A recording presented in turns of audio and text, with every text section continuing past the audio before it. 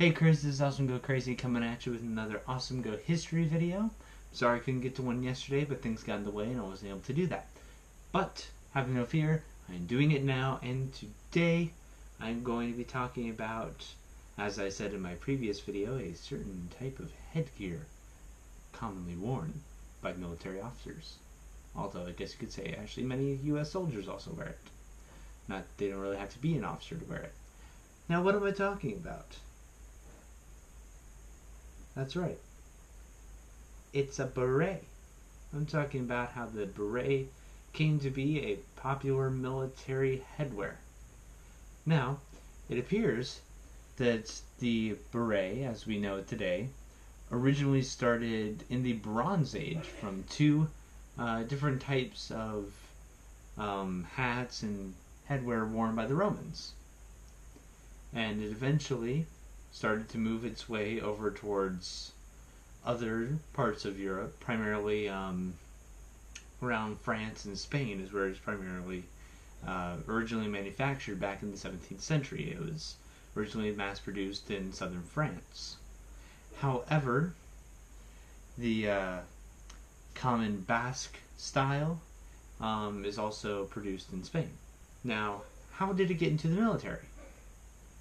Well, that's kind of an interesting story, actually. No one truly knows, but it is known that when the Royal Tank Regiment, or RTR for short, when they first really came into being, they realized that they needed a type of headgear for their soldiers that would protect their hair from oil and grease thrown around inside the tank, because back then, tanks, much like my own airsoft tank, were not exactly the prettiest pieces of machinery.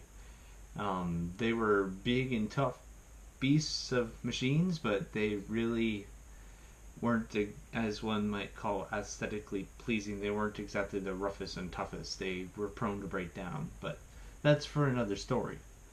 Either way, though, they needed a type of headgear or headpiece, headwear, whatever you want to call it, a type of hat that their tankers could wear that would not be too clunky or take up too much space inside the cramped cabins of many early tanks, but would also protect their hair, because who wants grease in their hair? They're going to be washing that out for months. So it was eventually decided that a black beret, now this is a dark olive green beret, this is actually a Dutch beret, but a black beret was used for the Royal Tank Regiment, was popularized by Bernard Montgomery, a field marshal who was very much, you could almost call him the British equivalent of George S. Patton. Now, another origin actually of the beret, before the British even got their hands on it, the French did, which actually gave the British the idea to use the beret for their tank crews. The French during World War I originally used it, and seeing this, the British decided to use it for their own.